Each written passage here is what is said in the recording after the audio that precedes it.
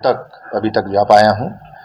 आज करनाल, कल सोनीपत, अगले हफ्ते हिसार और बाकी सब हमारे रेंज हेडक्वार्टर्स और पुलिस कमिश्नरेट्स हैं जो वहाँ पे इसी महीने उनका विज़िट करके और अफसरों के साथ इंटरेक्शन और जो हमारी प्रायोरिटीज़ हैं उनके बारे में चर्चा करेंगे। और आज भी करनाल रेंज में हमारे एसपी साहिबान भी यहाँ पे हैं और जितने हमारे डीएसपीज, एसएचओज और हमारे ग्राम प्रहरीज, उन सब के साथ आज इंटरेक्शन रहेगी शाम तक। और इनमें हमारी प्राथमिकताएं जो हैं वो लोगों की अच्छी प्रभावी सुनवाई हो जाए और साथ साथ महिलाओं की सुरक्षा, क्राइम कंट्रोल, गैंगस्टर्स और इस तरीके की जो समस्याएं हैं, साइबर क्राइम्स, इन पे अंकुश लगे। रोड सेफ्टी को बेहतर बनाना, इन्वेस्टिगेशंस को बेहतर बनाना, टेक्नोलॉजी का समावेश करना अपने काम में, तो इन सब बातों पे चर्चा होगी। सर, महिला डाटा पहले हमने गुरुग्राम और रोहतक को चुना कि भाई इनमें हम एक बड़ा शहर है, बहुत बड़ा एक मीडियम शहर है, कि यहाँ से हम एक बार समझते हैं समस्या का एक्सटेंट क्या है। तो वो समझ के हमें सब अफसरों से बात करके, ब्रेनस्टॉर्मिंग सेशंस करके एक जो इनिशियल स्ट्रेटजी बनी है, जिसको और हम बेहतर बनाएंगे समय के साथ, तो उसमें ये रखा है कि भाई जो हमारी डायल 112 का बहुत अच्छा सिस्टम बन गया, तो उसको हम इफ़ेक्टिवली जो महिलाओं की हमारी हेल्पलाइन है 1091, उसको हमने उससे इंटीग्रेट कर लिया है।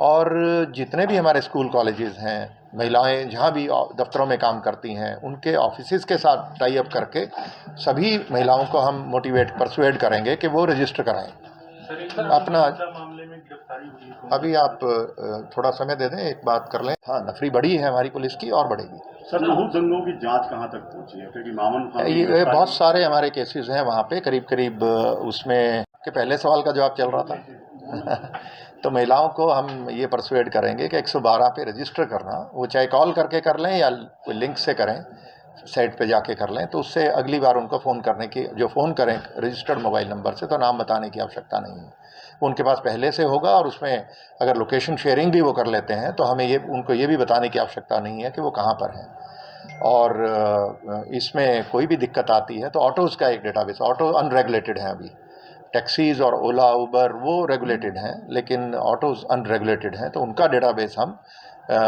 जितना भी कुछ पहले भी प्रयास हुए हैं उसको फिर से एक बार बनाना, और ताकि हमें हर ऑटो का नंबर, और वो नंबर अंदर होना चाहिए, जिसमें महिला अगर सीट पे बैठी है तो उसके आगे नंबर, ड्राइवर का नाम, मोबाइल नंबर, और उसको सिर्फ एक फ़ोटो खींच के 112 पे व्हाट्सएप करनी है। तो वो चीज़ कहीं भी दिक्कत आती है तो तुरंत रियल टाइम में हमारे पास वो शिकायत भी आएगी, और साथ में और डेटाबेस से हमें पता है कि ऑटो किसका है, ओनर कौन है, उसका मोबाइल नंबर कौन है, क्या है, तो वो सब साथ के साथ उनकी एक कॉल से ही बहुत सारी बातें हल हो जाती हैं, तो एक सुरक्षा का माहौल बनता है। इसी तरीके से एक और ट्रिप मॉनिटरिंग का हम कॉन्सेप्ट शुरू करने जा रहे हैं अभी इसी महीने में 30 सितंबर का हमने डेडलाइन रखी है कि उसको हमारी अमेंडमेंट करें।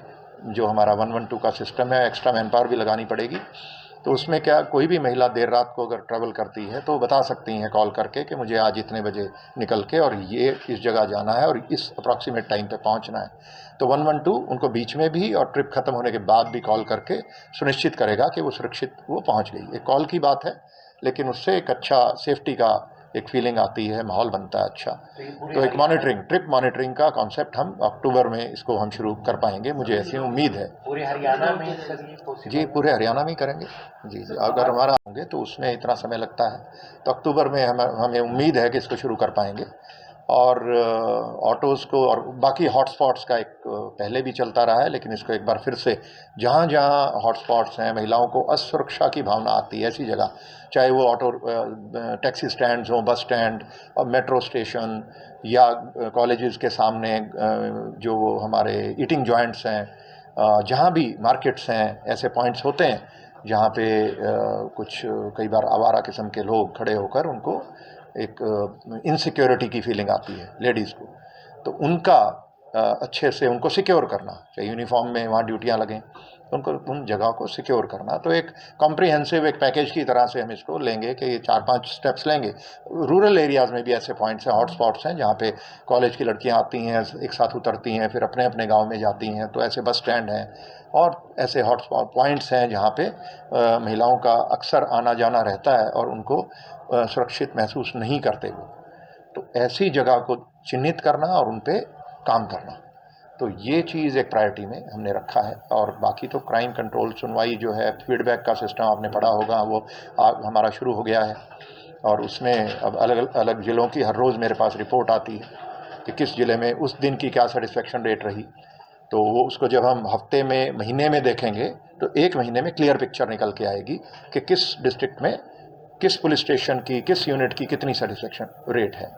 तो उसमें जिनकी कम है उनको हम काम करने में उनको गाइड करेंगे कैसे बेहतर कर सकते हैं, और जिनकी अच्छी है वो तो उनको सम्मानित करने का काम करेंगे। तो ये सब चीज़ें, सुनवाई बेहतर हो लोगों की, तुरंत उनकी प्रभावी कार्रवाई हो, और महिलाओं की सुरक्षा की बात होगी। ऐसे ही ग्राम प्रहरीज की जो बात की, प्रहरीज का हमने फैसला ये किया है कि उनको एक मैनेजेबल एरिया देना है।